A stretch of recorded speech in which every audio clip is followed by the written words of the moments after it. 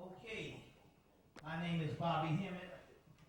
We're back here at the Hall of MAAT, waiting on CP time for the gathering to start, And we know that CP time is all over the country. If we say 3, we mean 4. Or if you mean 4, you better say 3. Or if you mean 3, you better say 2. And like I said, when I was in Philadelphia, we said 2. They got there at 6.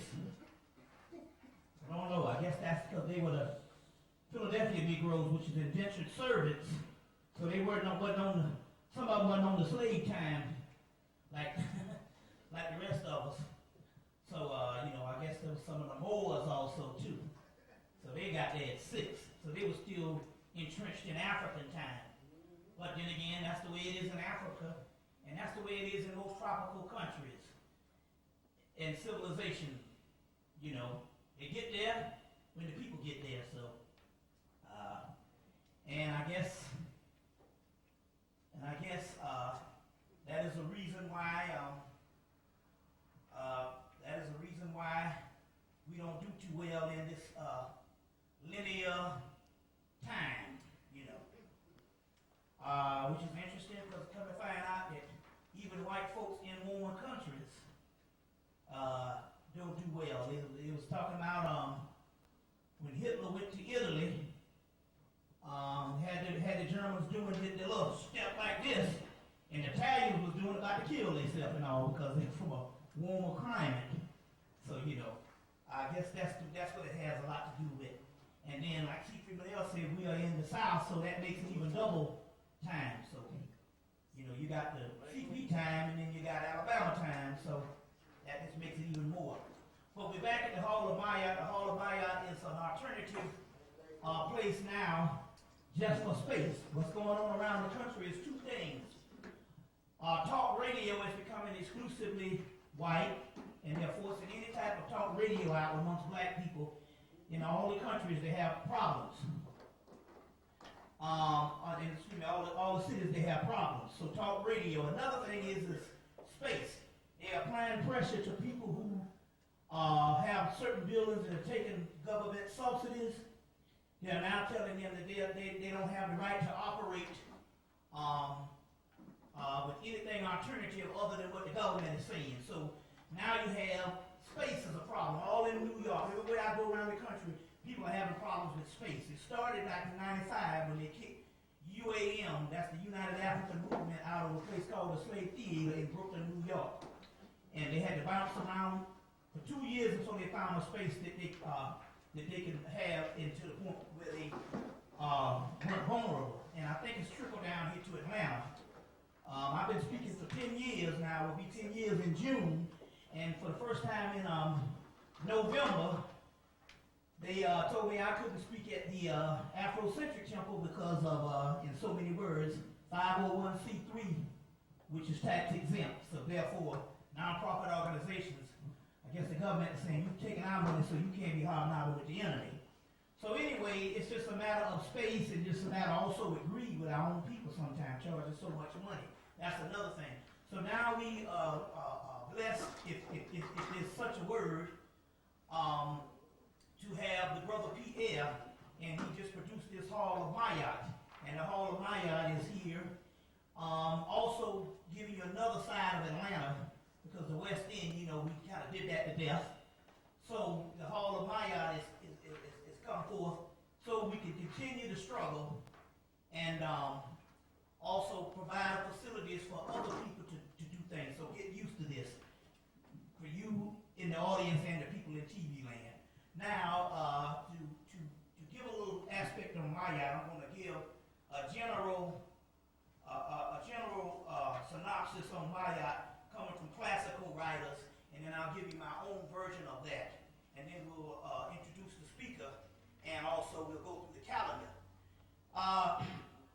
The classical sources say, without this African goddess, the whole process of creation and constant renewal would have been meaningless.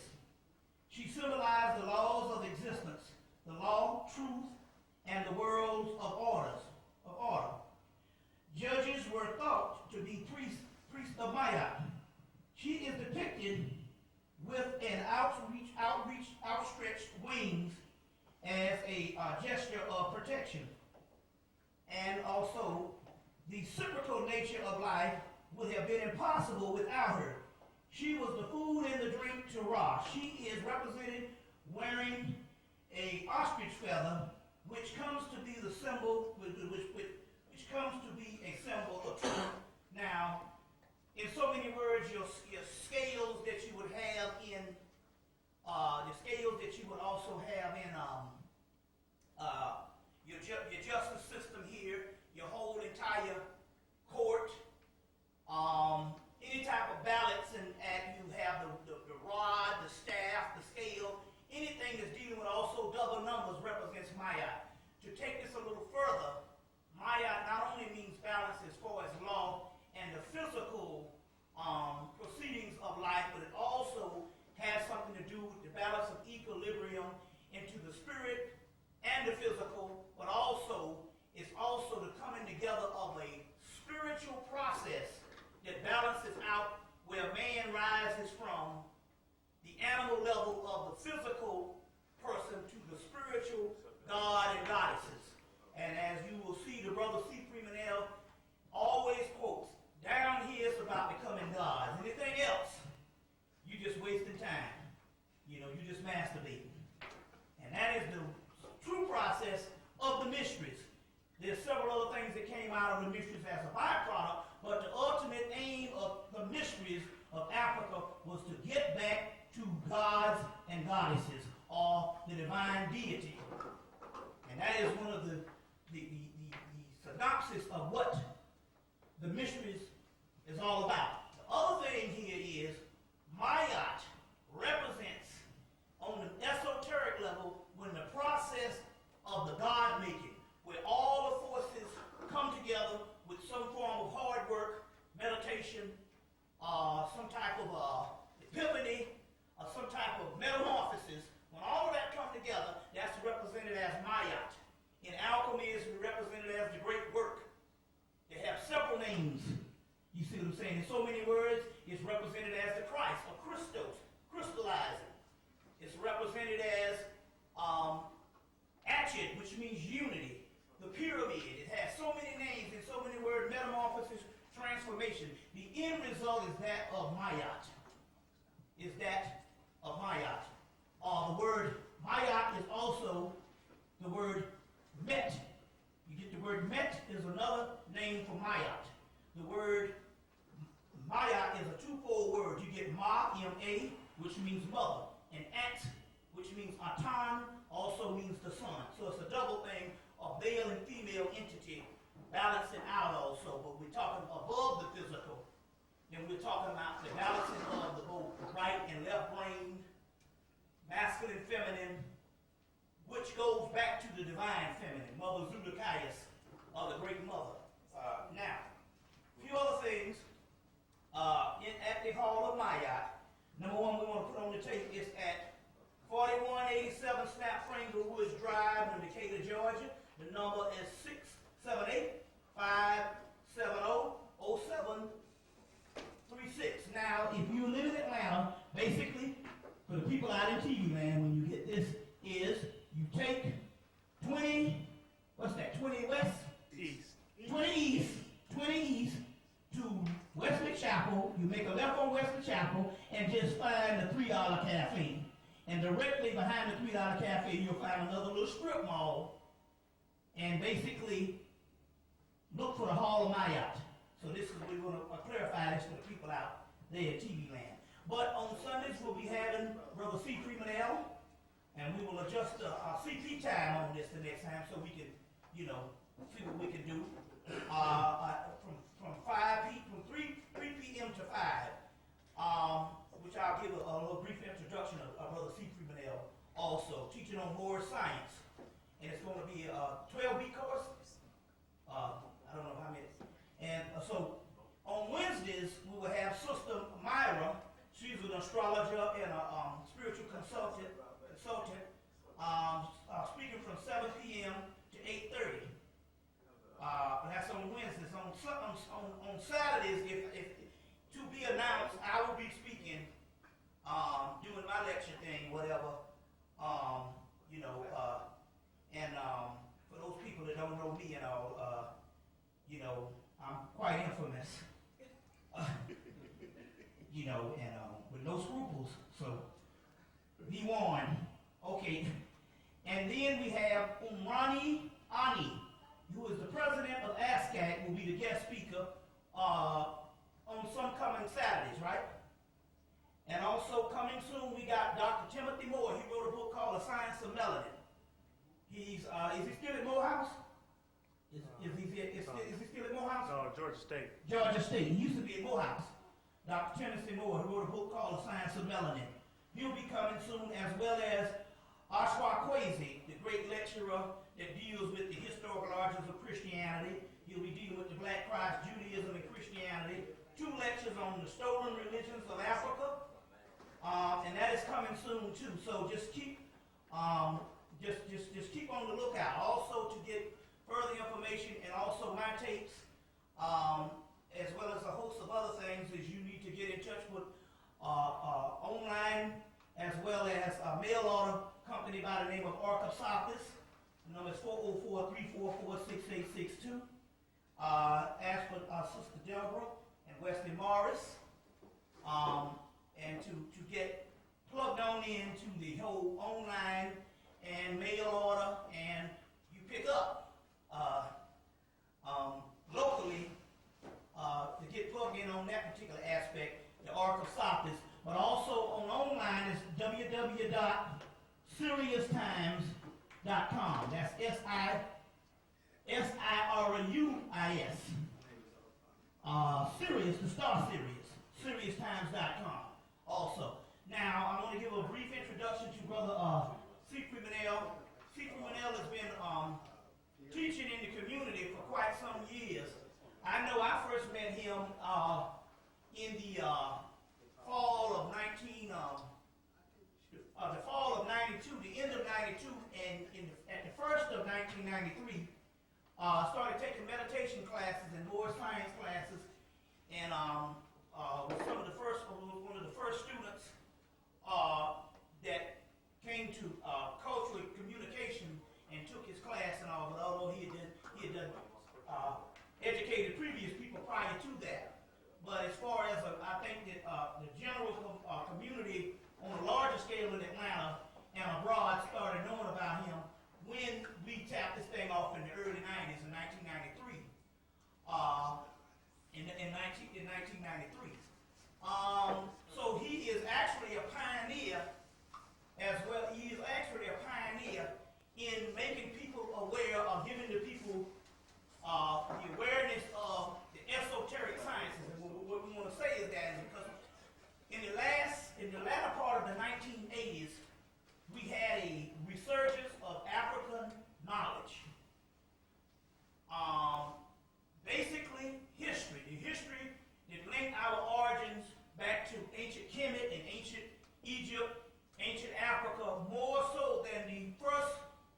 We had several of these particular Renaissance periods. The one prior to that was the late 60s, early 70s, where we got into more of the Swahili, West African, and still on more of a liberation type front aspect, where we had different, and even the African clothes came. But we didn't tap back into the ancient science, and although we had several Renaissance periods, you see in the 20s, and then you had your whole, in the 30s you had Noble Ali, you had Elijah Muhammad. We always had these Renaissance periods where black people went to sleep and woke up. But this time, when we woke up, we were talking about ancient primordial history, but most of the people, the first wave were historians. So they talked about the history, then they talked about the mystery, but the historians were not mystery teachers.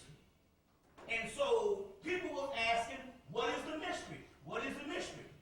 At this particular time, I had gone through the whole historical thing, and I was just starting my journey into teaching the mystery system when I started, will be 10 years in June of this year. I started in 92, And right at that particular time, right after I had done like 2 or 3 lectures, Freeman-El came out of the veil that had been teaching this stuff for years prior. The key here is the mystery started rolling around, and to this day, we only have a few people that even deal with the esoteric sciences as far as from, we didn't have the amount of speakers that dealt with the esoteric sciences of this particular information as we did the historians. Now, the key here is, the problem is nobody knew what the mysteries was. And what we didn't realize that the Europeans, about 130 years, had usurped the mysteries of going into Kemet and also having a conserved and preserved all of the history left behind by the Moors in Spain, and they renamed it the New Age, or the occult teachings, or the esoteric teachings. And so what we didn't know, most of the people were saying, what is the mystery? And the historians were basically dumbfounded in the aspect that they really couldn't tell them about the mystery. They were saying that the mysteries were the 7 liberal arts and basically whatever they got from George G.M. James' book, Stolen Legacy. But the Europeans had already usurped this particular information about 140 years prior in a Renaissance period, we'll just say the late 19th century, but had preserved this particular information from the University of Salamanca, the 16 other universities that took place in 700 years of history of the actual Moors teaching the Europeans. They preserved that particular information and called it the New Age. So that was the mystery. And so as a result, we came in, and the last 10 years has been built on basically fusing the Afrocentric history back into the New Age and reconstituting it back into black, where we know it came from. You see, that was one of the phases. And this man, C. Freeman-El, was a pioneer in doing that. And although we're going around 10 years of this particular movement, it's still considered a small movement compared to the whole historical thing. But that's good, because on any mystery system, the mystical side is always an underground movement or a secret movement. So everything lines up the way it's supposed to. Separate the chumps from the monks. You know, many are called, but few are chosen.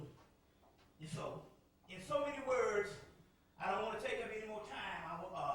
The brother C. Freeman-El is a master teacher on multiple levels. When we say Moorish science, we're not just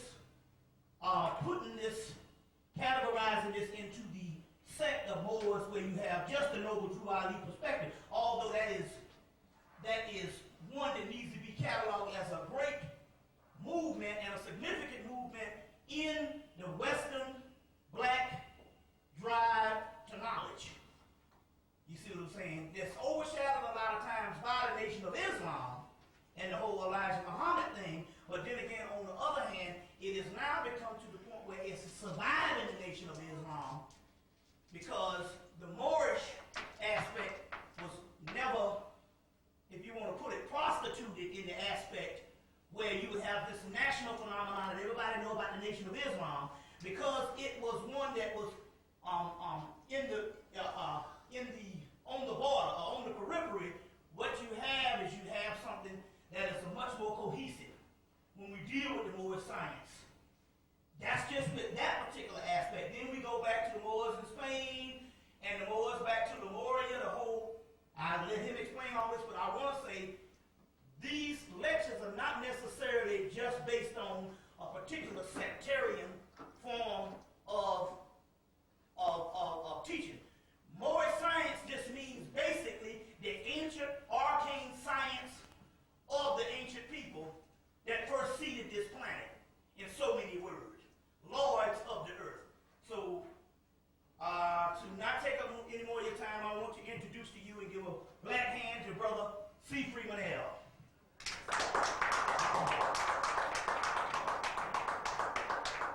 Thank you, brother.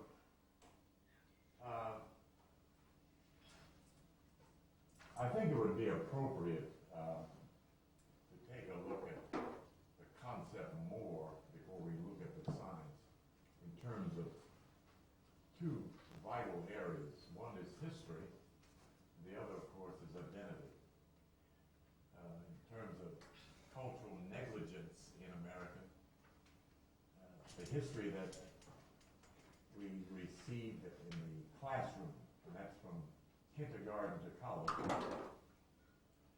was a prescribed history. The intent was to bring the American colored man nearer to his European master. To maintain a level of subserviency. Now, this concept, subserviency, does not necessarily mean bound by chains. It also means job. The idea that clearly states that is that if you have a job for 20 years and your boss buys 6 houses in 20 years and you still got an apartment, you're serving him.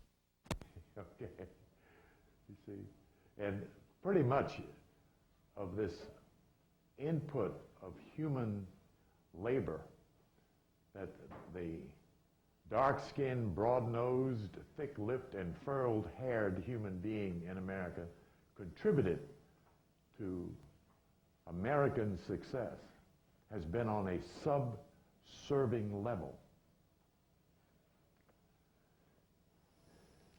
So we became educated, trained to serve.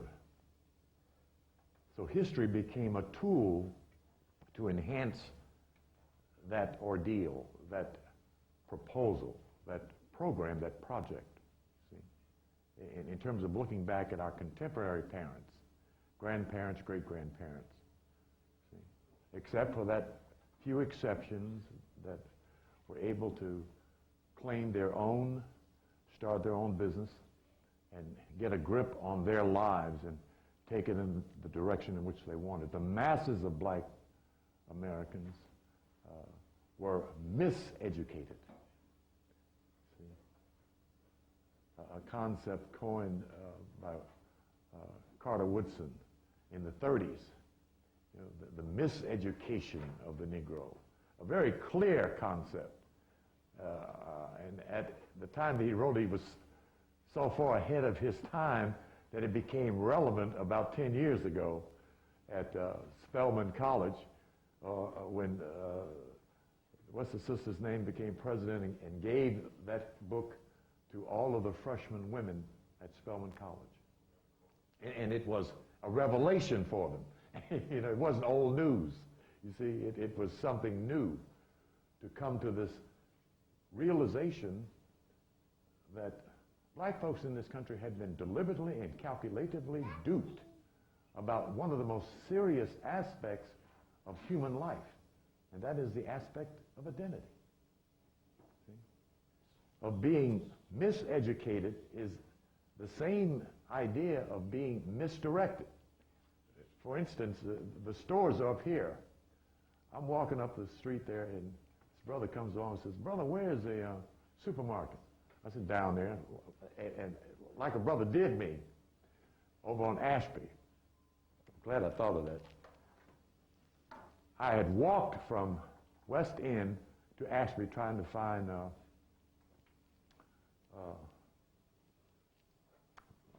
I can't even think of the brother's name now that has the old Muslim temple over there on Ashby. His name will pop back in my mind. And I came up to this Muslim brother selling papers. I said, "Brother, where is so-and-so building?" He said, "Back up that way." And I was a half a block from the place. You know? This is a black man, you know. That's misdirection and miseducation. See? Now that's one, multiply that times 20 million, 30 million, 40 million people. If you wonder why our parents didn't get anything done, see? They weren't doing their revelation, their vision, their insight. They were doing the European American's business, his vision, how to get him rich, how to use the labor. Why I'm making these statements is to give emphasis on the importance of knowing who you are, what you are, and where you are. These are the three missing keys to the center of Afro-American, Negro-American, colored American, African-American culture. This is what's been missing. In all of the books that you have read and are in the bookstores, these three keys do not sit at the center of all of those books. Okay? And that includes the concept of Africa, the concept of Ethiopian, the concept of black man, the concept of Afro-American. Those are all concepts of miseducation. As harsh as that may sound. For one reason, they did not define them. See? I remember I met this brother, and you all know this brother. His name is Professor White. I ran into him on the 5th floor in the Atlanta Public Library, and he was teaching a couple of brothers up there about the mounds and the pyramids and so forth. And I forget how I got in the conversation. It was some misuse of the term Africa or African. And I just butted in and said, well, brother, what does the concept African mean? And he paused for this long period of minutes, you know. And my intent was not to deliberately embarrass him, but it was just because he was being so didactic, so insistent that he was right, and only what he said was the truth. And that bothers me from anybody. Hell, I'll get up and say something to the preacher if I think he's doing that. That's I'm Sagittarius. And he paused, and you could, when your eyes dart left, right, left, right, left, right, you're searching in your memory banks for either the answer or some fill-in, and that's what he was doing. And he came up with something so far off the wall that I wouldn't even dignify it. I said, no, that is not what it means. Well, what does it mean then? I said, I'm not going to tell you because you didn't admit that you didn't know. So I left him hanging there, you know. But it dawned on me in the mid-'70s that I did not know what the word Africa meant. I mean, it just came to me. You know, read since '66, I've been reading books on Africa. And it never even came to my mind during that time to ask that this word had a meaning or to think that it had a meaning. So I went to the dictionary. And I went to the word Africa. It's not in there. Until I got to map. And there's this map called Africa. That's the definition it gives in the dictionary. Really interesting. See?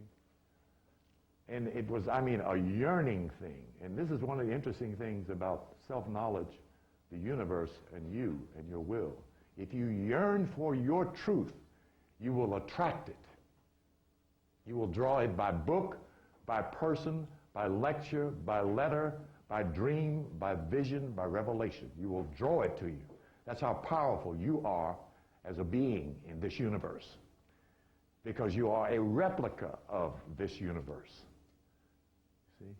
The universe owes you your identity. It is a part of your natural inheritance. See? And it belongs up here. I'm pointing to the prefrontal lobes, not back here, because that's where it is. Where you can't go reach it and get it at any given time, except on those quick flashes where something releases an idea, a picture, a recall that makes you think. It makes you ask the question, well, who am I? What am I? Jet Magazine published a statement about a brother in '66 when they were doing black art conferences around the country, the first period of that time. And this one university professor, a Negro colored fellow, got up and ran out of the conference room screaming, I'm not black, I'm not black. You know, this is a grown man, a teacher, was terrified and horrified by the idea of being called a black man. See, that's how deflated the ego and the psyche of our people were. That was an extreme, but it certainly was indicative of the real problem, of the lack of, the absence of identity, you see. And from 66 to 71, no one dealt clearly with that until Yosef ben Yochanan published Black Man in the Nile. That's the beginning of the new cultural renaissance, if you want to know who to attribute it to. But he was standing, of course, on many men's shoulders, including his teacher, George M. James. But he's standing essentially on J.A. Rogers. Can't hear me? Yeah. Oh, okay. Okay. Standing essentially on the shoulders of J.A. Rogers, who's the author of about 9 different books. And this is the particular one that brings that revelation straight home. And this book has been around since 1954. And it still has not gotten to the classroom of any public high school, college, junior high school, grade school, YMCA school. See? I got it. You can't see it from back there, but I'm going to let you see it. Don't try to read the whole thing. I just want you to see the title. Just read the title and pass it across and pass it back. I want everyone to take a look at that.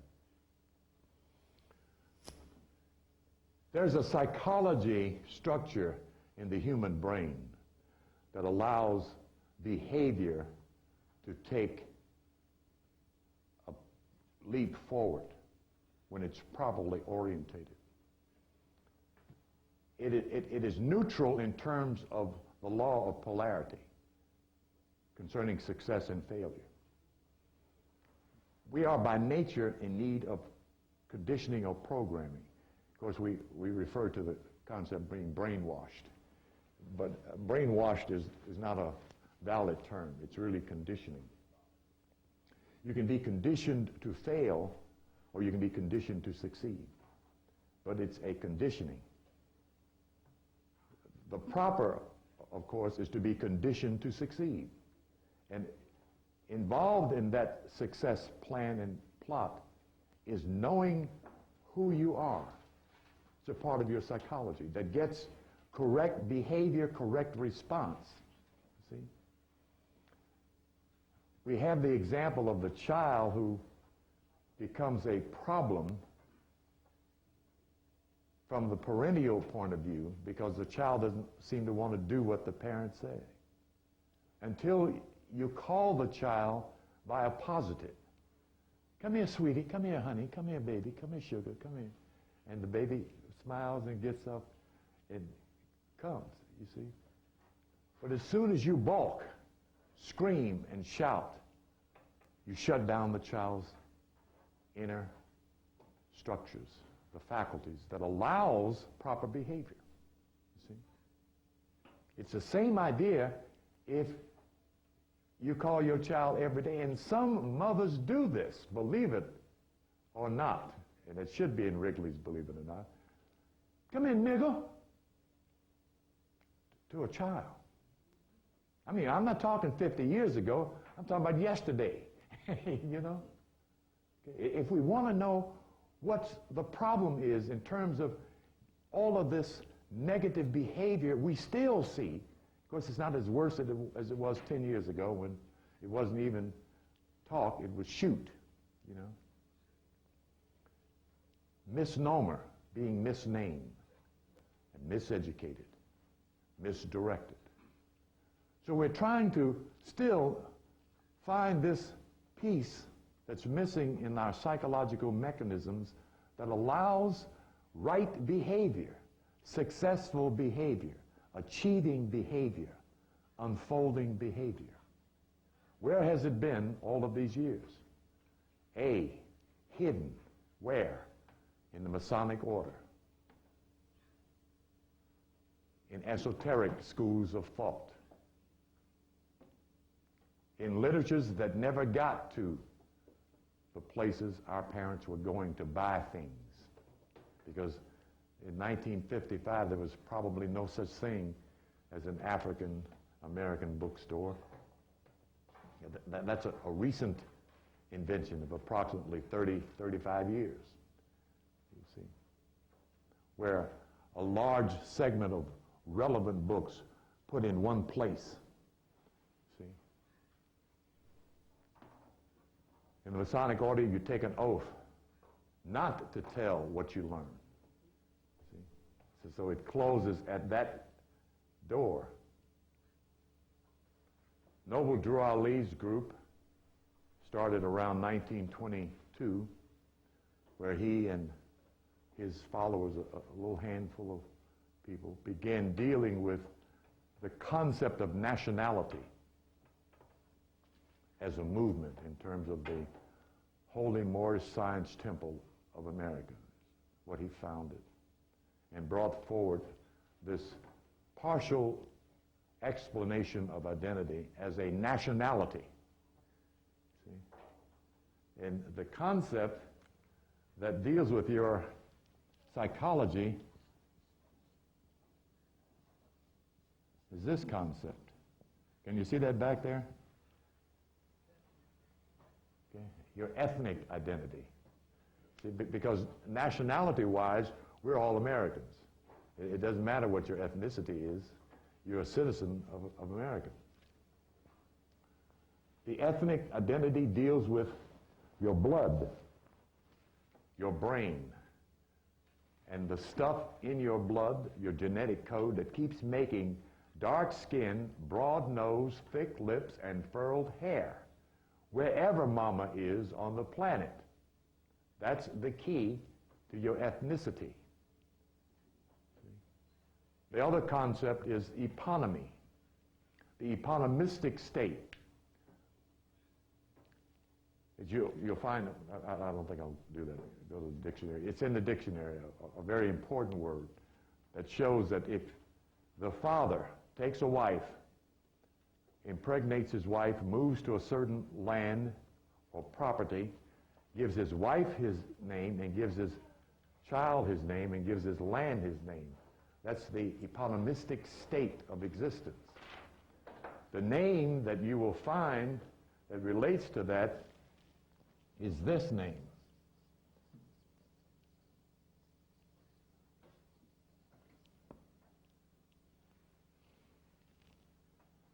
Okay. Can you read that? That's the way Yochanan wrote it, Misraim. Misraim in the Bible. I think this is MZR, if I'm not mistaken. The first clear evidence of that is Misraim. The one that begins the handle of that is this man's name.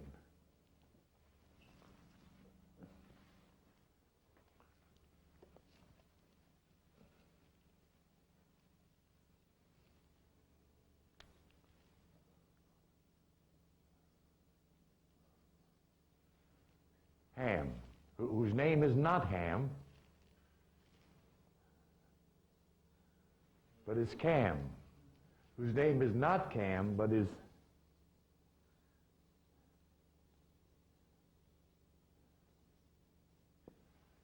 which is pronounced in most literatures as Hammurabi. This is three names. Cam-mur-rabi. Black fire. Lord of the earth. Master teacher. Hammurabi, or Hammurabi, which is referred to as the lawgiver. Then Bobby mentioned this, that we don't have that much proof of in terms of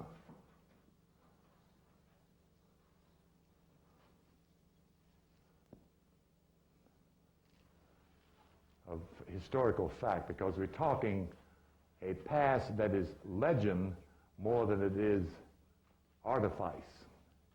See, what verifies the past is the artifice found by those who search the soil, the earth, to find the evidence of a past. Kamur Rabi, Lemuria, and Mitzrayim are the major keys in terms of research. This is considered to be a Hebrew name, so what one should do is retranslate it back to where it comes from rather than what it's translated into. We know if they were Africans, they didn't have Hebrew names, or at least we should know that much. But first we need to know what Hebrew is and what it means before we even do that.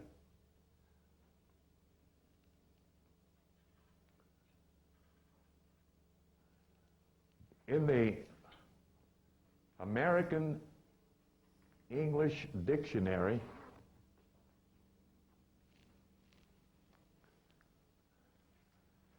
right after the word black elder, you will find the word blackamoor in this book. It's been there. It's been there since Noah Daniel Webster structured this English American dictionary. He's not the author of the original English dictionary. That's Edward Johnson of England. Remember that this is an English language we speak, which means it's a Latin language we speak. I won't spend the time paging through that, but just keep in mind in terms of evidence written, you'll find the concept blackamoor. Then you'll find the concept Moor. And it's interesting to read both of those. Moor is given in the dictionary as anyone living in North Africa. I bought a 1958 Funk and Wagnall dictionary at Goodwill in West End for 25 cents. And the reason I bought it because I turned right to the B's and looked up blackamoor. And it said, Negro, dark skin, black person. And then in parentheses, a word no longer used. Blew me away, blew me away. So the evidence is available but scattered. It's not in one place. No one intended for it to be in one place. If you wonder why it has taken so long to even come to this point of having a level of insight to this clarity of identity. To know what it means is to give, again, to give back the prestige to your thinking. When you can think with the idea of being Lord of the earth, you see, a concept that we don't fully cognize, you know, from this subservient level in which we've been operating. See, but to raise a child who senses as well as consciously knows that he is by his nature named Lord of the earth is to give a new psychology to a human being, which means you're making another kind of human being who thinks from his highest or her highest vantage point in her or his nature. That's its other plus, its other benefit. You change psychologies when a child knows who he or she is and can think from that vantage point. If they're not thinking from that vantage point, they're inflicted with the illusion of inferiority as a complex. See? Anytime you think less of yourself, it is indicative of a complex. And what I like about the concept illusion is that exactly what it is and what it was meant to be was to create the illusion of being inferior. You see? And it worked. They created the illusion. They created the Negro in America. You see, that's why a Negro has no rights. He has no past. He has no accomplishments. He's achieved absolutely nothing. It was the Moor who achieved, who has the past. The book that lends strength to that concept is this book, The Golden Age of the Moor. There had been another book to outdo it, so I don't have another one plus this one. This is it, The Golden Age of the Moors. Everybody in our group should have it somewhere within their reach. It's that valuable. There are a few loose ends that Dr.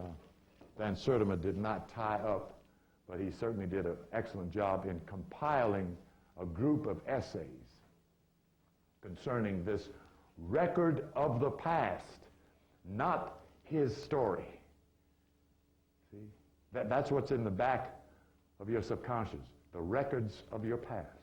That's what we're looking for in terms of accomplishments, achievements, successes, pronouncements, inventions, creativity. See? The gathered wealth of the past. See? Your ability to lay the foundation of governorship in the land, to structure a civilization to live by and to give forward to the next generation. Those are the records of the past. And at the center of that is self, the center of knowledge on this planet is about self. Not Jesus, not Muhammad, not Buddha. Okay? It is about you. How do I know that?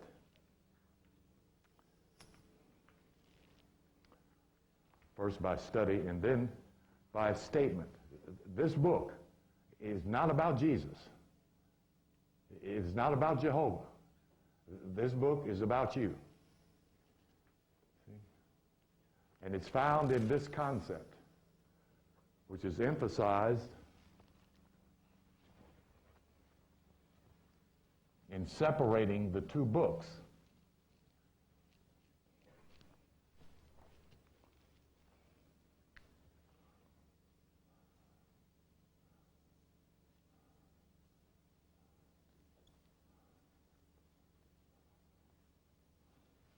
Testament. Is that spelled right? Or should this be T-I? Is that right? Okay, all right. It looked a little strange up there, writing it so large. This is the Latin.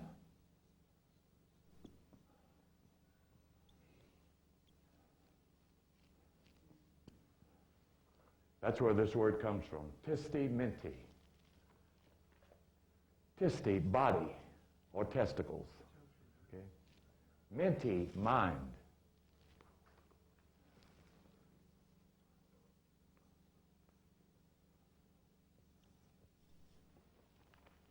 Old body, old mind. New body, new mind. That's what this book is about. Okay? But on top of it, on the surface, is this doctrine that the theologians scraped off to present to the believer. Not to the knower, not to the seeker of truth and knowledge, but to the knower. The system is based upon this number.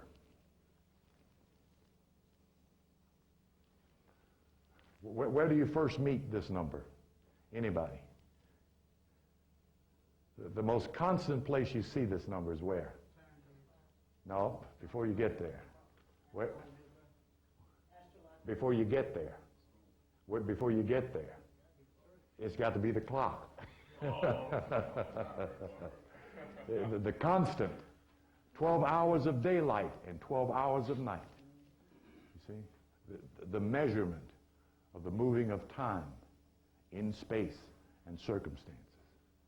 There are 66 books to the Protestants' scripture. This is the Protestant Bible. This is not the first Bible. Okay. How many sons does Jacob have? How many disciples did Jesus have? How many stars are there in the heavens? Tricked you there, didn't I? There are only 12 in this book. The heaven in this book is not the same one up there. Though they're up there, but in this book it's 12. There are 12 gates. There are 12 pearls. I mean, the 12 goes on and on and on to set a standard. And it doesn't start off in the deep part of this book. The Kabbalistic writers got busy on chapter 1.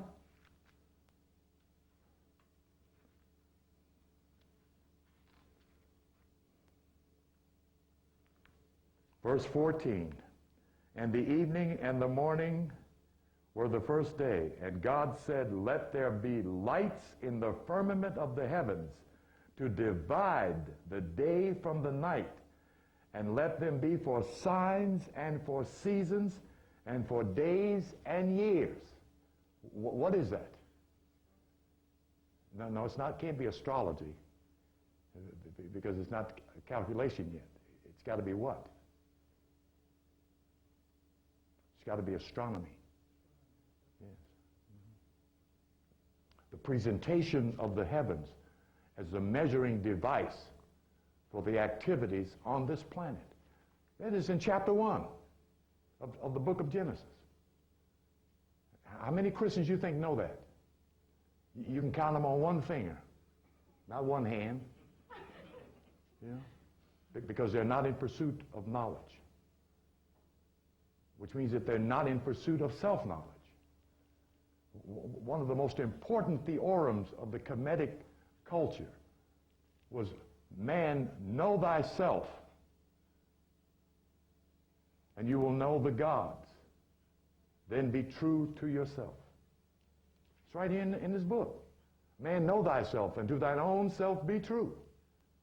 It should be on the head post of every church that black folks walk through. And you won't find it on none of them. Because they're not going in there to get self-knowledge. They're going in to hear about Jesus. And they've been hearing the same group of sermons for over 100 years. The same sermons. Over and over. You know, it's amazing how ignorance prevails. It is amazing. And they got this book stuck under their arm. Chunk full, based on Moorish science. The reason we know that, because it's based on the Kabbalistic system of writing. And that is a Moorish invention. How do we know that? Because of the circle. Who measured the circle first? Your parents. Measured out the 12. Gave them 12 names. The 12 names of those signs are translated into 12 sons in this book. They're called the sons of Jacob. Those are the 12 signs of the zodiac. That is not astrology. That's zodiac science. That's the square zodiac before you get to the round zodiac.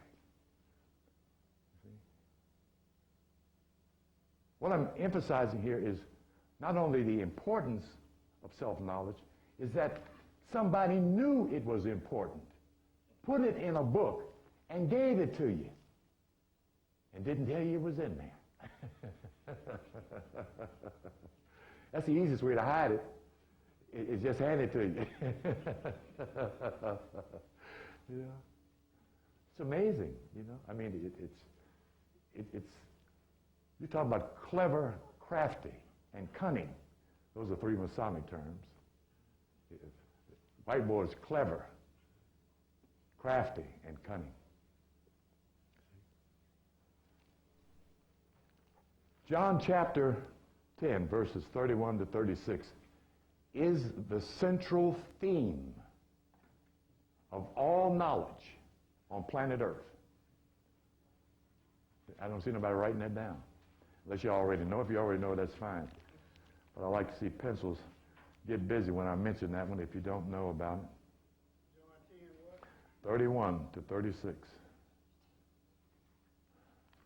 basis of what? All knowledge on this planet.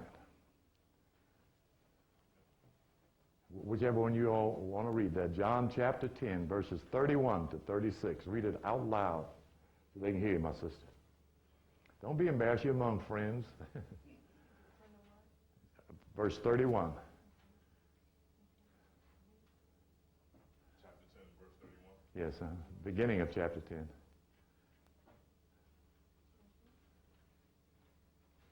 Chapter 10, verses 31 to 36. I thought I handed it to you. I got it marked there. Right, start reading.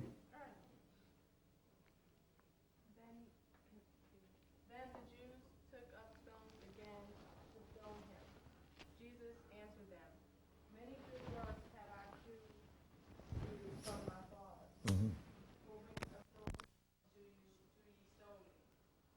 The Jews answered him, saying, "For a good work we stone thee not, but for blasphemy, and because that thou, being a man, makest thyself God." Jesus answered them, "Is it not written in your law, I said, ye are God?" Stop. Read that again. Jesus answered them, "Is it not written in your law, I said, ye are gods?" Go on. If he called them gods, unto whom the word of God came, and the scripture cannot be broken. Okay, that's good. Say, I want you to stop that because I want you to go to where he points to. If your scriptures so read, then they cannot be broken. The scripture he's talking about is Psalm 82. Turn to the middle of the Bible. Psalm 82. Midway in the Bible. Verse 5.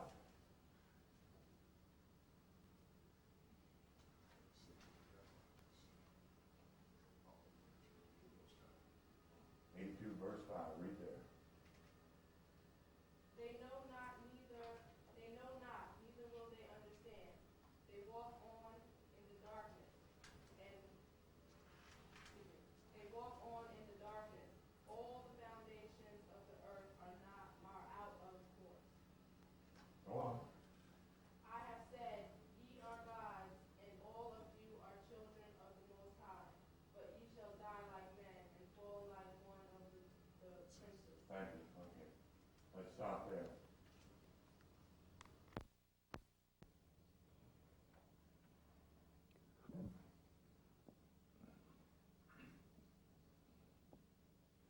G-O-D, code word. G-O-D is not God's name, put it that way. Generator, operator, destroyer is the codex inscriptus of these three letters given to the English-speaking Masons by one of your ancestors, Benjamin Banneker Bay, Big Ben, because before that they were using this concept.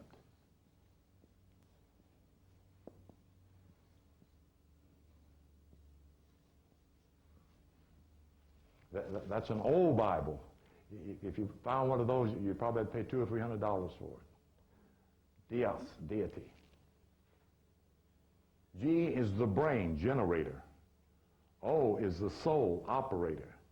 D, the destroyer, is your sacral vertebrae where the cosmic fire comes up that destroys darkness, fear, disease, poverty, and sickness. That's what makes you God. And you're in the making of that from now on. There's no point where you reach this, because there's no point where infinity stops. That's your destiny. That's the journey. The Torah, the Tarot, the journey is into the nature of infinity. You see? The most important concept in human culture is the revelation of this truth, not on a blackboard or in a book or in a classroom, inside. Is why it's important. Because when it comes inside, it changes and keeps changing you and keeps changing you and keeps changing. Why dignity is rightfully yours by your nature. Why God has so many names.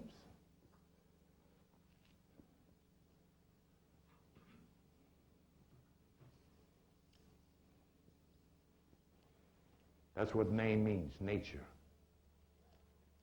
So your name means something to your nature. Even though it's in English, you know, the slave master's language, well, the slave master didn't create language. The universe did. And the universe speaks all languages. And all language is relevant to human beings, wherever they are. Whatever they're thinking with is relevant to what they're thinking with. The cerebral nervous system. See, so your American English name is relevant to your abilities, your powers, your function abilities, your nature, your character, your characteristic traits, the cycle of your life is all relevant in terms of your name. Whatever your name is.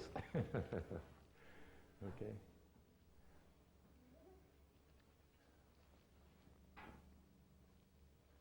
I think I have a copy of it. I wanted to show you.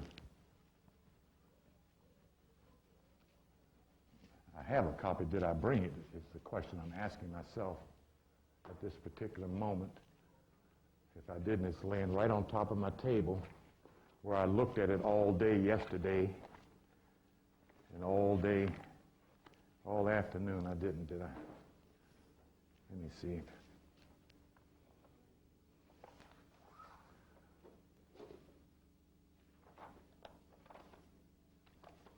I have a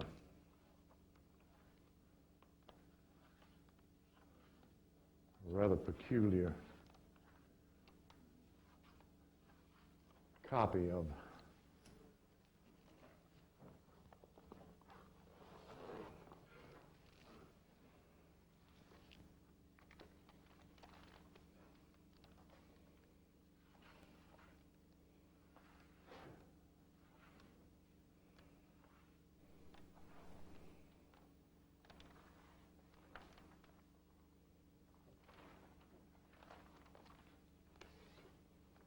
I don't want to waste too much time looking for it. I can still talk about it without it. I wanted to have some kind of image here to show you. I can't find it right now. The cover of the Moorish Science Quran Circle 7 was the legacy of the Moorish temples inheritance. And they didn't know it until I got down here. Well, let me do it this way.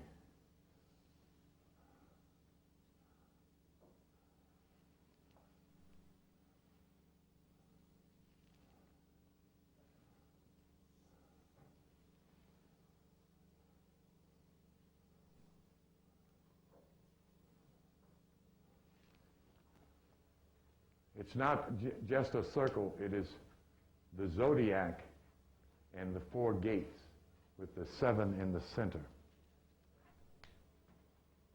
And every Friday they get it and turn the cover, and go right past the science. So they ended up with a religion to believe. See? That this is the standard of all organized thought on planet Earth. Everyone with life is born in that circle of zodiac, is recorded in that circle. That's from the smallest ant to the brightest star, happens inside this circle. The 7 is symbolic of perfection on the physical plane, It is also symbolic of the 7 planets in our solar system. The moon and the sun are luminaries. They're not planets. They're only counted as planets in the numerical order of things of 9. 7 also represents a very unique concept. I'll do it this way. This is the latest revelation I got from this circle.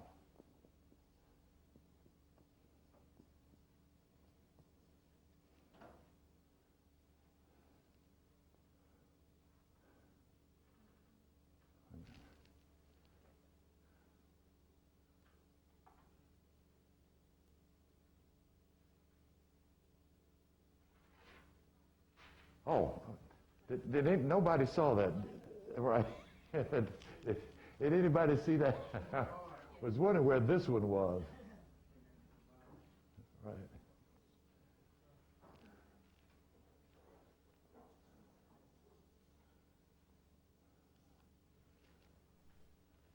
Heart. Right in the center of the circle, the number 7. And it was just a couple of months ago I got this, and I've had this pamphlet since 70, but that revelation just came, only recently. You notice K-O-R-A-N is not Quran. You notice it's spelled with a K. The first time I noticed that was on the marquee of a Masonic lodge on 32nd and Euclid in Cleveland, Ohio, the Al-Quran Masonic Lodge. And I thought, well, how come it's spelled with a K instead of a Q? And I kept walking and kept walking. And nothing happened, but it stayed on my mind. It stayed on my mind. One day, a few years ago, Spirit released the whole thing. Just released it. Knowledge, order, rhythm, astrology, nature. That's what you study. There isn't anything else. It's not, this is the way you spell Quran on the Quran.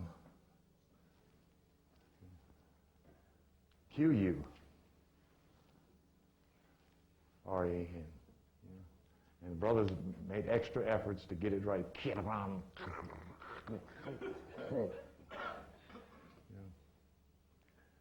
What we supplement to be knowledge.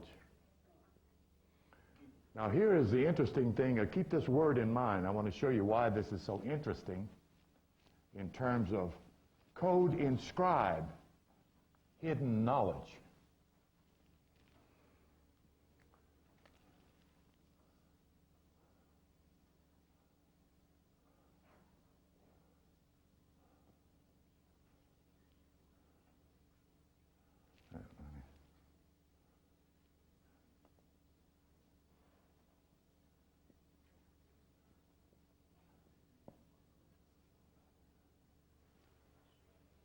Right? That's who you are, right? Right? Let me hear a nod or something, unless you don't want to be Lord now.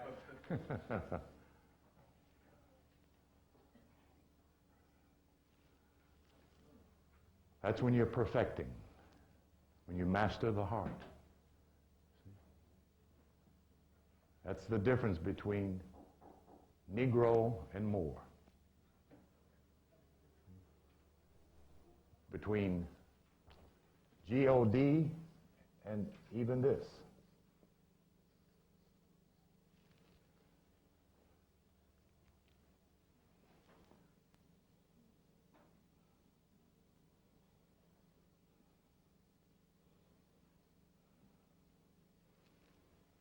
That's what man means. And the first man is who? Who's the first man, sister? I like to put you on the spot.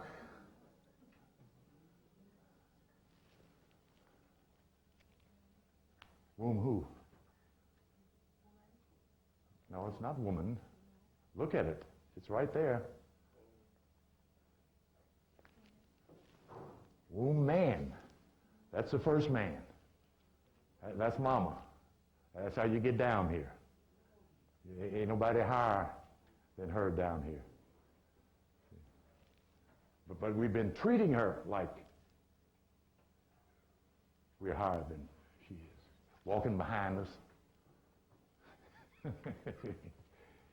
I mean, it's a strange idea if you think about it. She who rocked you to sleep and woke you up every morning and fed you your first breakfast. Walk behind me. That's deep, man. If you wonder why the planet has been so foul to the male population, and it's been foul to the male population, it's given them the energy of war instead of the energy of love. Because they mistreat the highest symbol of love on this planet. This is a female planet. Uh-oh, your ass in trouble. Yeah, it has much to do with that. And until we straighten it out, there will be wars and rumors of wars.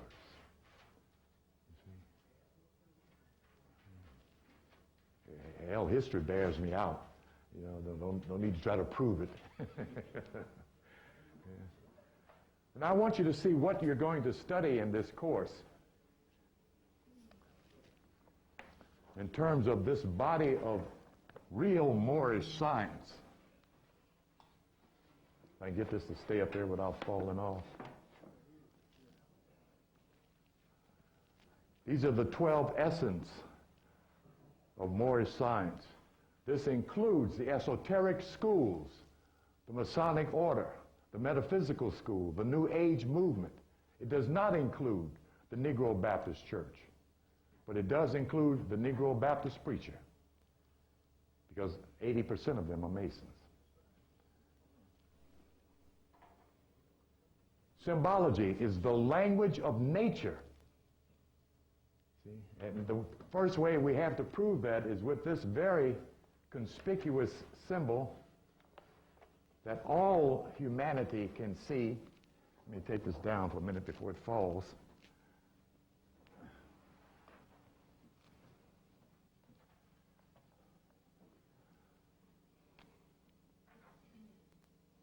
I'll draw it this way. Where do you find this symbol? Anybody but Bobby, because he already knows. Where do you see this?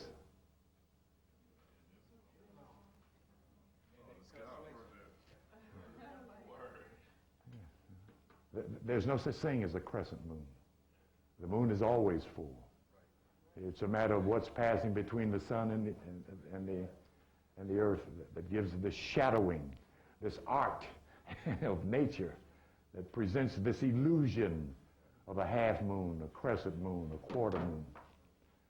There's no such thing as a 5-pointed star in the heavens. There are 4 points, 8 points, 16 points. But if you cut a Macintosh apple open horizontally, you'll find a perfect 5-pointed star inside the Macintosh apple. See, on several types of leaves, you'll find a perfect symmetrical 5-pointed star.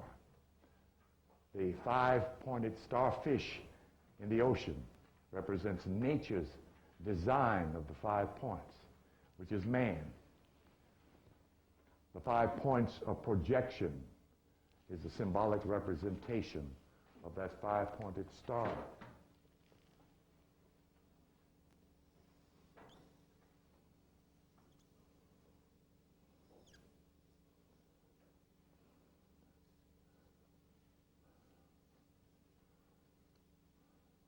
What's that? What is that? Right. Arm, leg, arm, head. But that's not Arabic. Those are English letters. Okay? And that's important to cognize. See? Not Aleph, Lam, Lam, Hamza. Okay? The Codex Inscriptus, the code written into the scriptures, the dictionary, and other esoteric writings is a part of the essence of Moorish science. Symbology does not begin with the European. It begins with nature. The first custodians of that knowledge were your ancestors, who interpreted and translated through vision, perception, and clear logic the meaning of nature and designed it for the recording for the future in pictographic language called Agu, according to Yosef ben Yochanan, which means to scribble, scratch, or draw. Okay? Numbers are part of that language. How many months did it take you to have your child, a young lady? How many? Only 8. Oh, okay, you're the exception. Well, it should have taken you 9. Oh, I'm pushing it down? Okay. Very good, okay. How many numbers are there in mathematics? Only 9. Thank you. How many planets are there in our solar system? Thank you. Can you hear me? Can you hear me back there? Okay.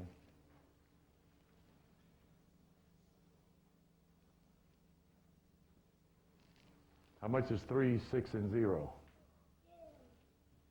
Okay. So there's something up symbolically with the number 9. Okay.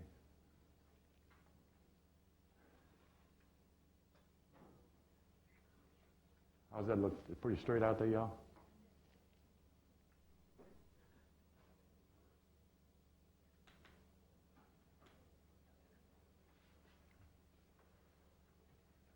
Okay, thank you.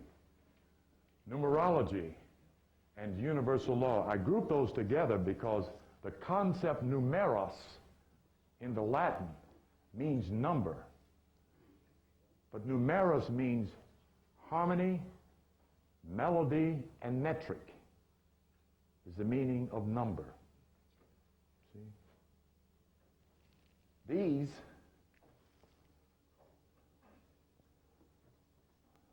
and so forth are the symbols that represent harmony, metric, and melody, which is what supports the universe.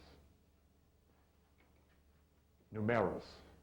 That is universal law, functioning, doing what it does, because it is what it is. The essence of what truth is, that which changes everything and changes not.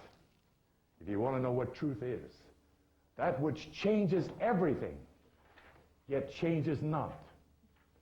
Those are the 7 pillars. I went and got the wrong book here. I'm supposed to reach and grab this wonderful little book here. This has become my Bible, and you need one of these. Don't want one, need one. It's a marvelous little book. There hasn't been anybody that's come up with anything any better. What's the brother's name that did Ancient Future? He incorporated it in his book. Tried to improve on it and almost got in the way of universal law. I can't think of his name. Yes, Chandler. Right, very good, yeah. It's worth having, but it's clearer from this perspective. So be sure and get yourself a copy of the Kybalion. That's the Greek word for Kabbalah. We'll eventually, in the course of the 12 weeks, take several looks at universal law, because they don't go away. I mean, you know, okay, I mean, as you study and begin to think with them, your own spirit, your own mind will show you where they are in what you read and how to use them, because you're always using them. You live, move, and have your being in him. That's not Jesus. It's universal mind that you live, move, and have your being in. And if you function with universal law will function with you. That's the major key to success. As a man thinketh in his heart, whatever a man conceives and believes, he will achieve. The psychological assumption automatically provides the means for fulfilling the dream desire. Universal law of mind in action. That's how the mind works. But it works both ways. It will work for you, or it'll work for you. In other words, if you fail, it's because you program yourself to fail. It's no one's fault. If you succeed, it's because you program yourself to succeed. It's your glory. Of course, you give thanks to the universe. You know, that's always good. So your ego doesn't get out of whack. It is I who have created all things. I've come. You don't need to read the 2 books before you get there. I've created all. I've done it all. Oh boy, then here comes nature to kick your legs out from under you, put you back into perspective. Astrology and astrotheology. This book, where's my Bible? Thank you. Is based on astrological physiology and astrological theology. How do we know that? It's based on 12. That's how we know it. It's based on 12. And it's based on 12 and who? The son of who? Come on, somebody help me out. The son of who? Can y'all see that from back there? You can't, oh, okay, let me move this out of the way.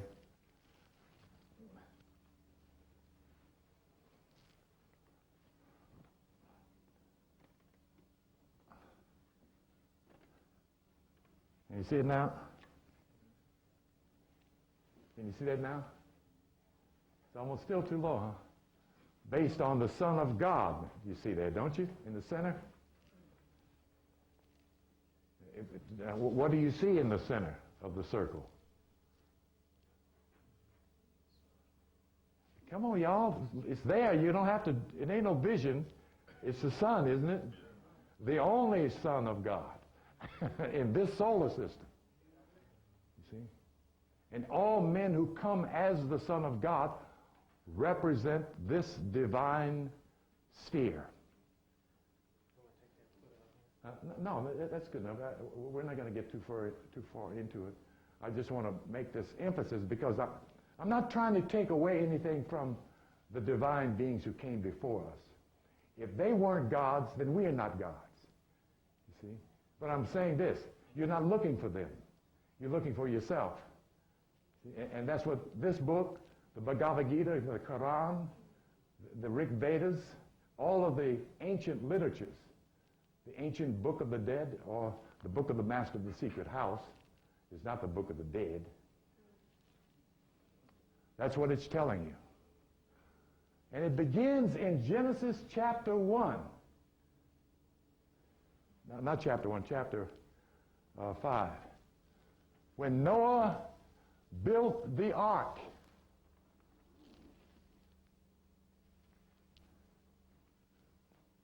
Okay, let's go back here. I'm trying to inscribe this concept of 12 in the circle. That's why I keep going back to it.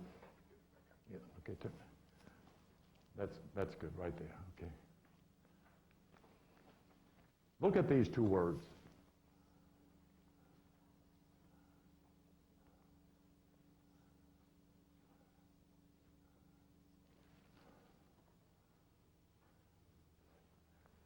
These are interchangeable because I can spell Catherine with a K and I can spell Catherine with a C. This is the ark hidden behind this ark. Okay. How do we know that? Because of the next statement, which is what? Noah built the ark. Then what did he do? Come on, you Baptist folks. All y'all Baptists, and don't be jabbing me. Every one of you Baptists. He brought in all the animals. How many at a time? By 2.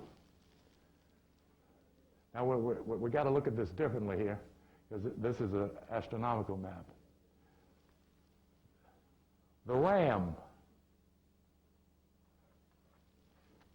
and the donkey. That's Libra is the donkey. We'll get into how that's proven the bull,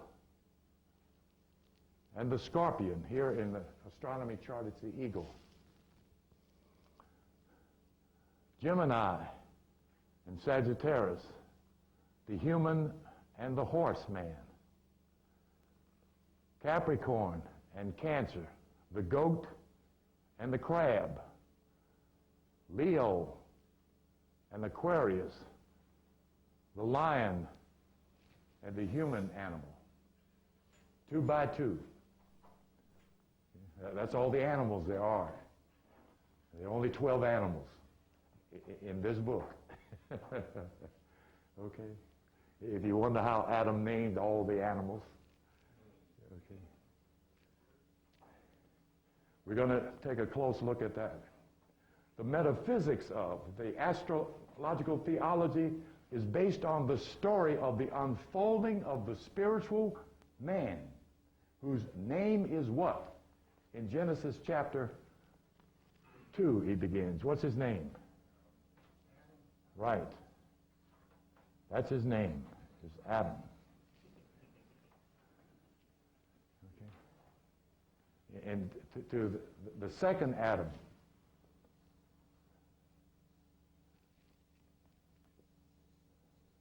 that's his name, Atom. The evolution of the atom to the spiritual height of the atom. That's Christ. Christos. Gres. In the ancient Kemetic language, it is Gres. Crowned, anointed, and mummified is what Gres means.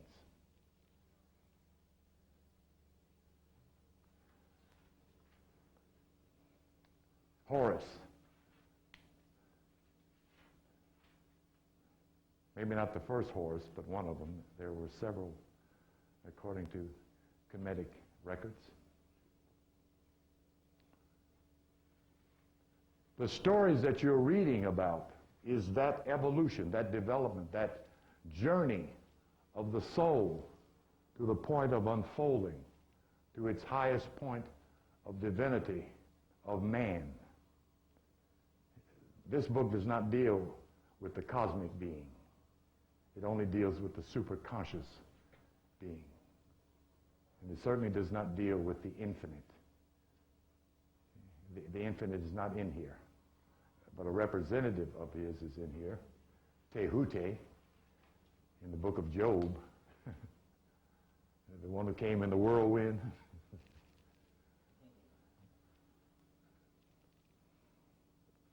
The metaphysics. Meta, above physics. Above physics. The laws above physics is metaphysics, which means the mental physics that governs the physical. Mind governs the physical. 5 minutes? Okay.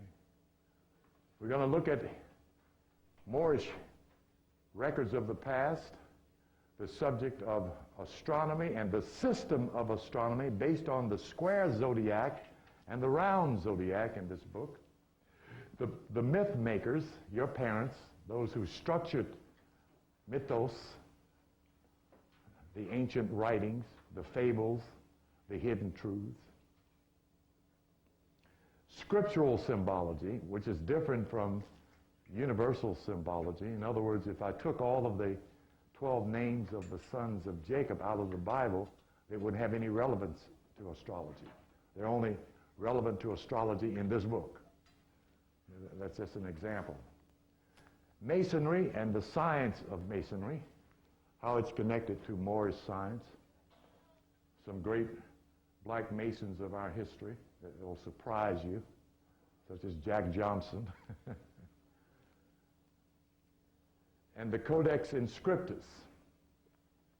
And of course, meditation techniques will be given.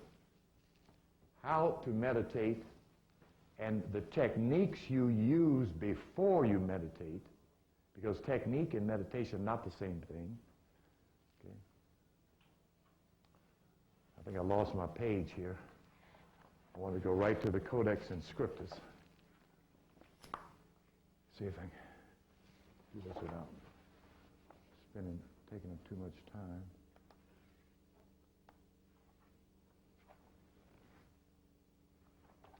The 12 sons of Jacob are not the 12 tribes of Israel. We're going to take a look at that so you know the difference and have the evidence of why rather than belief. You don't have to believe me. All you have to do is check up on me because I give you the material to check up on me with. This is the Codex Inscriptus, the structure inside of it. Allegorical language and stories, fables and stories, the mythologies that are where hidden knowledge is placed in the story form, the legend, cosmic law, astronomy, astrological theology, sign and ensigns, again, symbolic language in such clear-cut forms that you don't think they're symbols. And one of those I love to do is show you the statement on the back of the dollar bill. It says, in God we trust. Yeah. And that isn't what it says. And it's right in your face, you know, but it's so symbolically ensigned that you don't know it's a sign. It says, in God we trust one. Then you turn it over, and that's the one they trust. Cryptological writ, which includes the mathematical code in the scriptures, is a part of the cryptology of the scriptures. And symbology numbers, or symbological numbers. Mathematics and symbology is the essential part of biblical writing. Two extremes that seem to have no relevancy is the substance of esoteric writing for all scriptures. The universal law that holds everything up and holds everything together. Without a rhythm, there is no life, no continuity, no form, no shape, no functionability. When the rhythm is bad, the results are bad. When the rhythm is chaotic, the results are chaotic. When the rhythm is down low, the results, the behavior, the thinking is down low. When the rhythm depreciates, that's a rhythm of death. When the rhythm is high, that's a rhythm of life. That's what you're standing on, is what supports the turning and the moving of this enormous planet in its solar system and stays in its orbital position and doesn't run into Jupiter and run into Mars and run all off based on the law of rhythm. So it's important to know that you think with rhythm, that you conceive and perceive with the law of rhythm. If you want to know why black folks are musically addicted to music, because they can sense the law of rhythm. But it's what the musicians are interpreting it to be. They're not giving it back the way it comes to them. To regain the equilibrium of the soul is the supposed reason the African interpreted the music of the spheres. To re-establish the equilibrium, the balance of the soul is the reason your ancestors interpreted. Notice I'm not saying invented. This is a musical creation, so you know we didn't invent it. Interpret music. The 2-4-6-8 rhythm of melanin is what puts you in tune with the universe. But there's a low and a high. Bad music, low. Great music, high. If you want to know why behind this stupid behavior is all this rapping and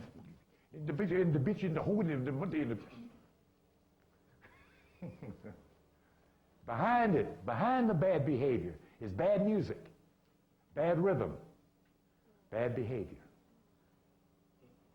And it's not going to change until they change the music, the lyrics, and the rhythm. It's not going to change.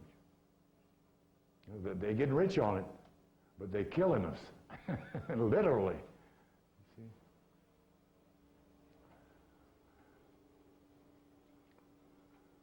The crown chakra, this marvelous head that only a few select black folks seem to be able to recreate. There aren't that many on this scale.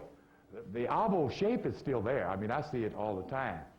Little brothers with the peanut heads, you know. Well, that's a wonderful cranium because that's the way their brain is shaped. And the secret is back here.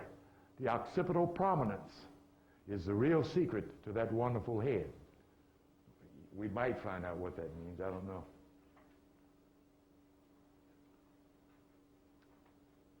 There's a lot of information on here. We could go on to the next class. I'll break down here. Hebrew, you see it's next to an astrological construct. And here this is supposed to be a web here, okay? Why that's a web?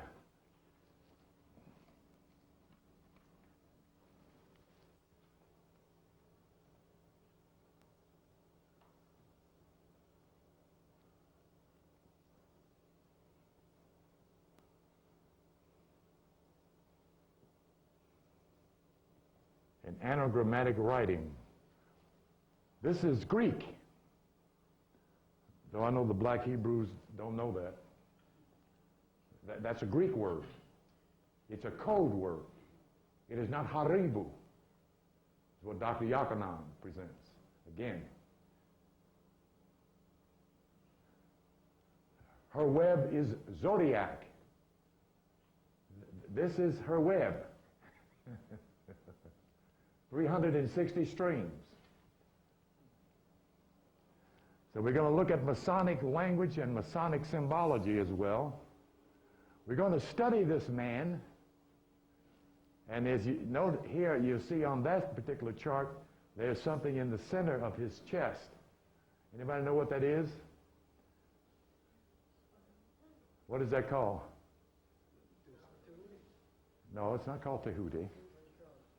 The caduceus, the staff of Tehuti. Yes, you'll find that in Malachi chapter 2, verse 4. Right there in the Bible, the caduceus. Okay.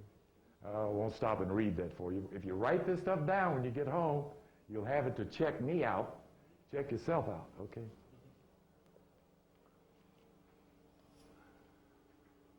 Picture of Abdul Ali, Benjamin Banneker Bay, and his fez, which is in the Washington Memorial Library. It's up there. That's a brother that's in Cleveland that's quite a spiritual traveler, called an astral traveler, L.C. Bay. These are the 12 symbols or glyphs of the 12 signs. These are the 12 sons and their names and their signs. These are the 12 sons and their body parts.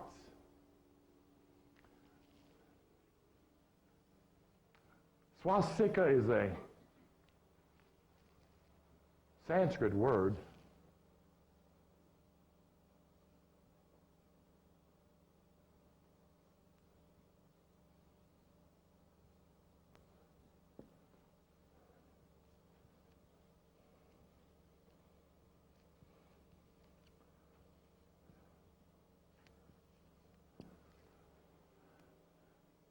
In the Codex Inscriptus of the Latin language, it is Zanoni, the star child.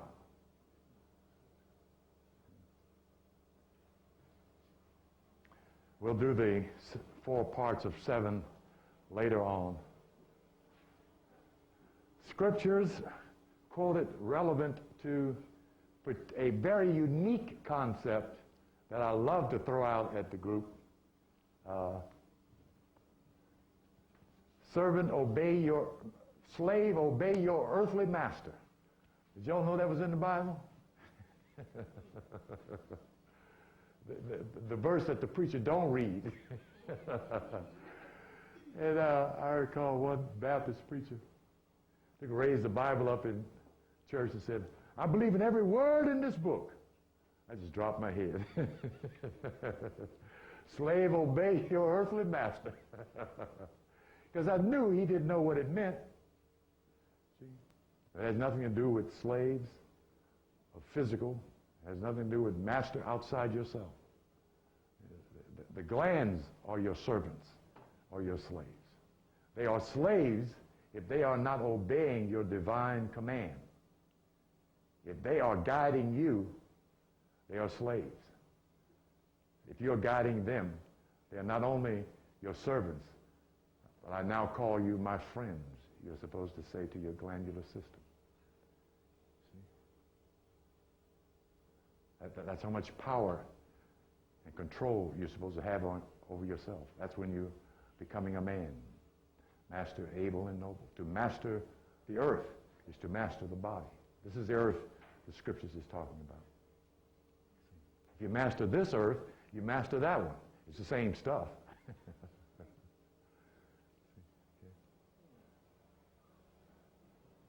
We looked at the star and the crescent. Bobby told you Ma means son. So what is that? Now look at it. It's right in your face. Now, I'm unraveling the mystery. Huh? Thank you. All right. Mother and son, Ma son, Mason. The basis of spiritual science is the nature of the mother and her son. See? If you wonder why the black man has no respect for his woman, because he doesn't know who he is. So you know he don't know who she is. When he gets that knowledge, then he's able to give respect. Certain levels of human behavior is a privilege. You see? There's some people who can't do any better, who can't behave any better, who can't think any better, who can't control themselves. See? They don't have the privilege to do that. It is a privilege to be a human being. It is a privilege to master yourself. It is a privilege to become God and God-like. It is a privilege to love.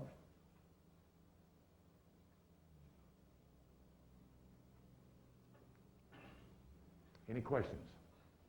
I can go on for another 2 hours, but I ain't Bobby Hemmett. Bobby will talk to you till tomorrow. Yeah.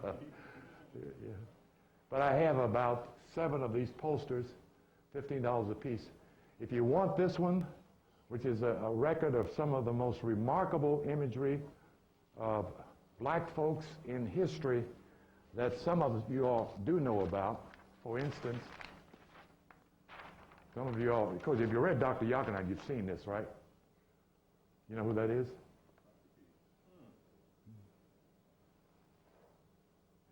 A black man, not a Greek, Samosian. Dark skin, broad nose. What? Oh, raise it up? Oh, okay. No, I have a question. Yeah. When you asked the question, you mentioned Zionis. Zioni. Right. Yeah. Where do they come from? Where do they come from? Not a people. Okay. A symbological entitlement of the spiritual man into becoming. Okay. Star son, or star, the reason I put child is because it includes the woman and the man. Moorish science includes mama and her son. It's not based on malehood. Okay. It's based on humanhood. And she's the author of humanhood. All that. Okay. This won't be in Castille's dictionary. No, I was just saying. It'll be in Manly Hall's dictionary.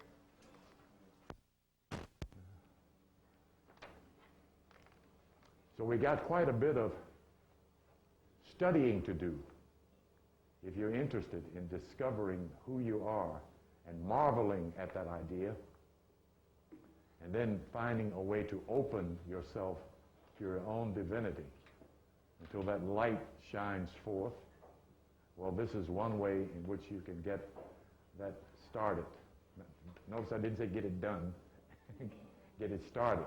It is an ongoing process. Okay. But the rewards are worth the effort. Any other questions? Now, the one key I want to explain about my approach to Moorish science as opposed to who else is out there teaching it. Inside. We're not talking about the revelation about what's going on out there. Okay? We're not talking about the Holocaust and the falling down of buildings. We're talking about inside. Okay?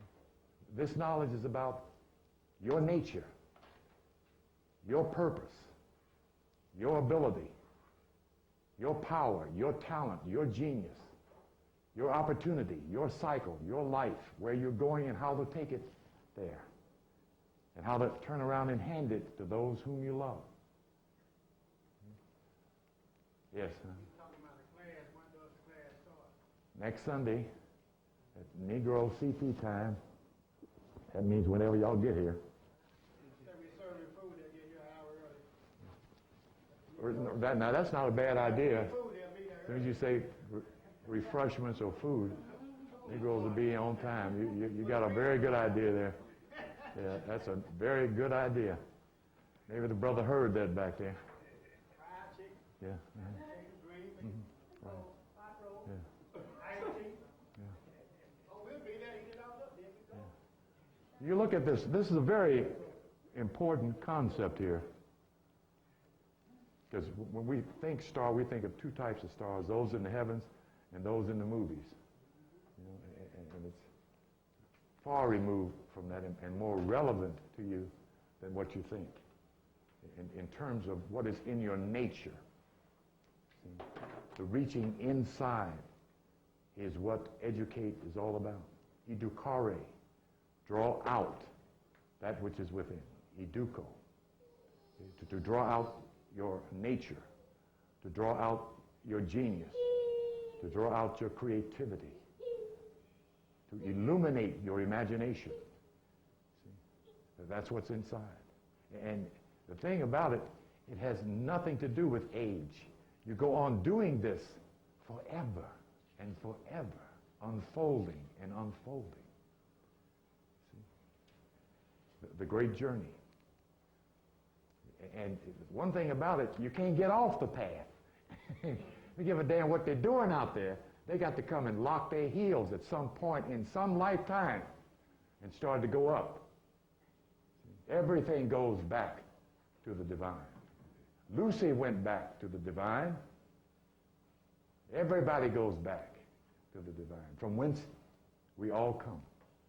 So it doesn't matter what they're doing down here. That ain't them. That's the coat. That's the coat acting like the soul. And it's not the soul.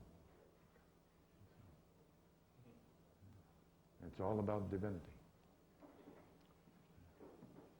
But the sooner you discover the greatness of yourself, the more you're able to help yourself, and the higher up on the scale of unfolding you can accomplish with that body. Because one of the objectives of the great masters is not to have to come down here and take another body. To go through the womb and get another mama, go marry some other woman, make some more babies, get another job, go to jail again, get out. So you keep climbing as high as you can so that when you get there, either you don't have to come back, or if you do come back, you decide where you're going to come. So you pick out some rich parents who are well-educated, good-looking. You can do all that shit. You know, when you're up there looking down, you can look, oh, there's a nice couple. Y'all need a kid, you know? Instead of being, energy pulls you back down here, you know? Back down on 8th and Huff. Everybody's screaming and throwing, because they'll be throwing bricks for another 100 damn years down here.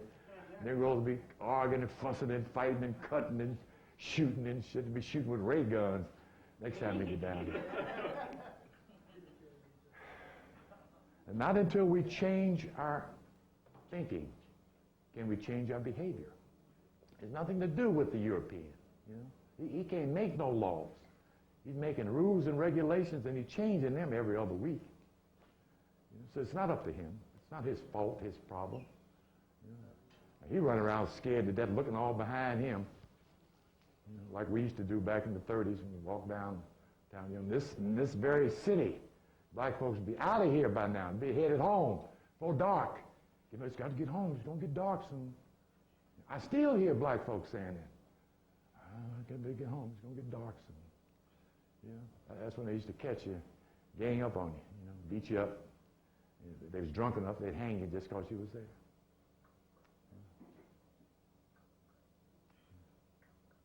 Becoming divine changes all this other stuff. You know? Poverty is an illusion that we accept and act upon and affirm it. I ain't got nothing, man. I ain't got it. I'm broke. I just ain't got, we do more affirming what we ain't got than affirming of what we do. So we condition our mind for poverty. You see? The mind is your servant. You're inside the mind, inside the body. You are the master, the mistress. Mistress is the feminine word for master. Moorish is the feminine word for more. See? So you tell the mind what you want the body to do.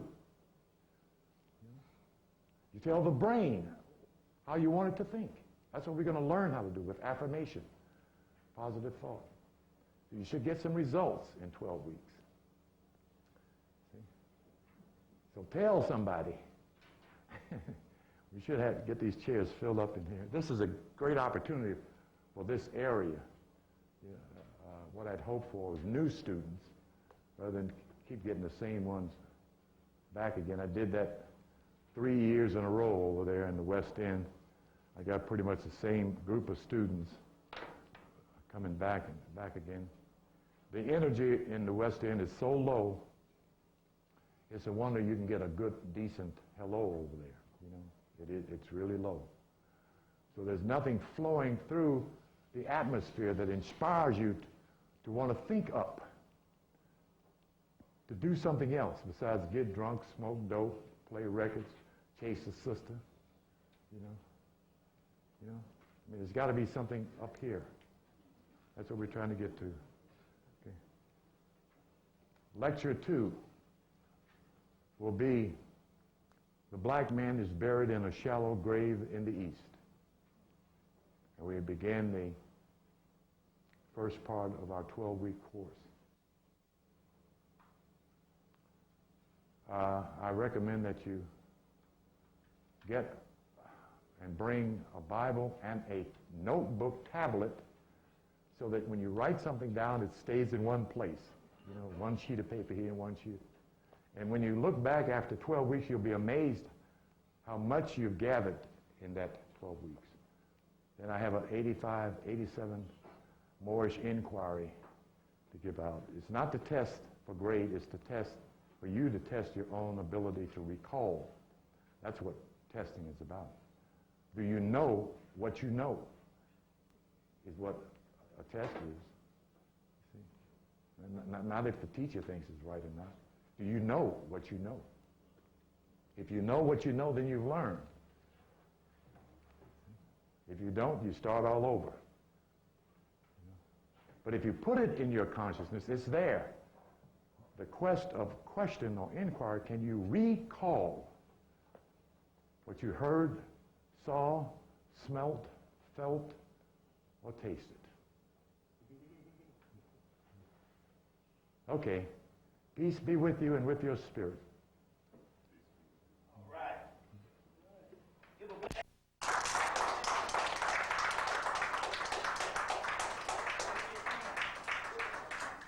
What we're trying to do is basically keep some spiritual outlet, some conscious outlet in its matter.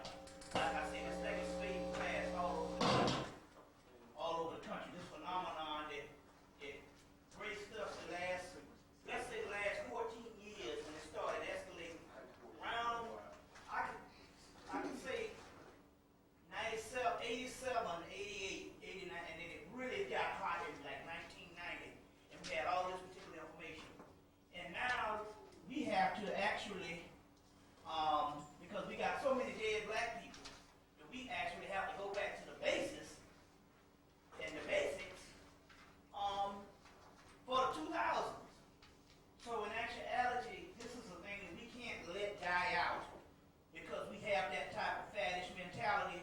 we get into things like mania, phenomenons, or the new fad, and then we let it die out.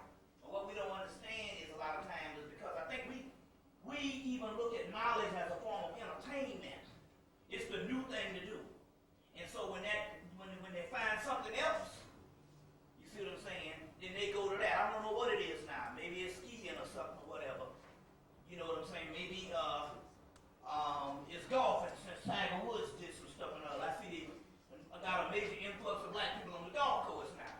My point is this type of knowledge and information, we have to keep this thing going for the simple fact that the powers that be and everything, they want this thing to die down. They want it to die down because this system wants to keep people ignorant for the simple fact that it's a capitalistic system and ignorant people tend to buy more. The whole saying, full mind, empty house. Empty mind, full house. So really, in actuality, more so than even the racism thing, they can't have a lot of geniuses around because the more and more you expand your mind, the more and more they can't convince you that you need to go out and shop. And so that's exactly what's going on with black people. We have found something new that we need in the doggone stores. And so therefore, this is not as popular as it was 10 years ago. And we're not talking about popularity. We're talking about a system that we have to do for liberation in the aspect of survival, in so many words. Survival, mental survival, as well as physical survival, but mainly mental survival. So therefore, we'll have these classes, we'll have this particular outlet. The thing is to go back out and pass the actual word, as well as it'll be a consortium of people coming and speaking. And this will be, what's that? That's Ronnie I need there. Okay, yeah, this brother here, when will you be speaking of? What would I be speaking on? I said, when will you be coming? Are you president of ASCAP? Yeah. Yeah. Yeah. You want to come up and say a little word or something? Okay. I introduced you right before you came, so. Oh, okay. My name is Ronnie Ani. The name means he who brings light. I hope that in time that I hope to be able to shed a little light. You know, this brother spoke earlier as I sat there, and he was talking about how this phenomenon that we know that is taking place among us today, that phenomenon called knowledge, the acquisition of identity. That is the desire to know who we really are. Came about with historians first, black historians.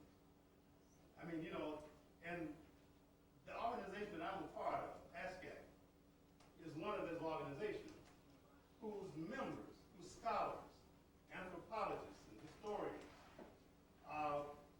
went back and began to research and began to look again at all this knowledge that the Greeks have today. Now, most of us don't realize that they have bodies of knowledge in Greece right now that they took from ancient Kemet. Nobody has access to that knowledge. We have no idea what those brothers knew. And here these brothers talking about the metaphysics. Those brothers in ancient Kemet, priests, they had it. I mean, they were so heavy that they had knowledge that nobody on the planet Earth had. They built the pyramids. Do you know anybody who can reproduce a pyramid? Right. Do you know why? Because the knowledge was in those brothers' heads. That same knowledge that our ancestors had is the knowledge that we possess to this very day. That's what this brother's talking about. All we need to know is who we are. It's that simple enough. Once we understand what this body represents, once we begin to understand what our names actually represent, once we begin to understand this concept of mind, the concept of the heart, the concept of this of the